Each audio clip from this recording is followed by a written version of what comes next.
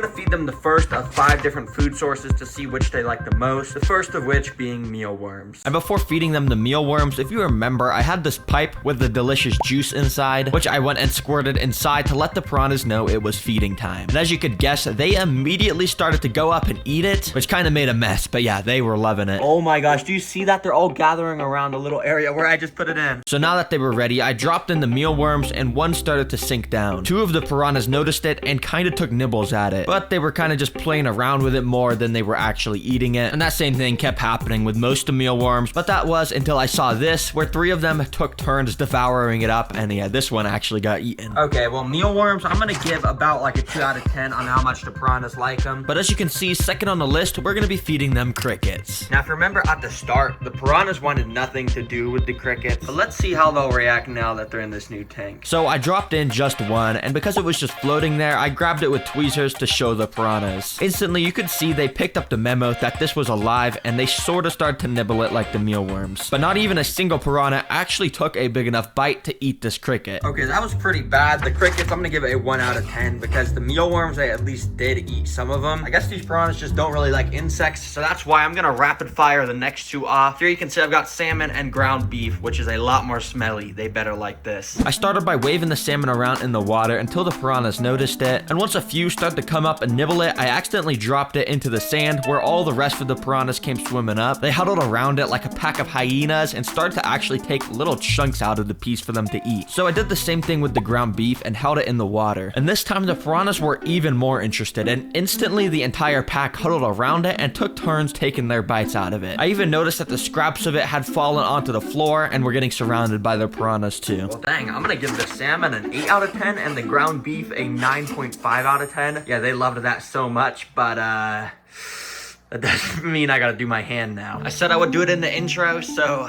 you know, let's just do it. 3, 2, 1. Let's go. Start the timer. Let's see how long I can keep it in here. Right away, nothing really happened because none of the piranhas were near my hand. But I knew this was kind of cheating, so I moved my hand closer, where right away, one sort of noticed me and actually started to chase my hand as I moved it away to avoid getting bit. So of course, I moved my hand back over to the pack, where some of them definitely got sort of close to biting me, but they were nowhere near as aggressive as they were towards the beef. You see, it's actually a common misconception that piranhas are evil towards humans like all the movies say. But to be honest, if you're a viewer watching this, I would not personally test it. I'm just crazy, so please subscribe for risking my hand for this content.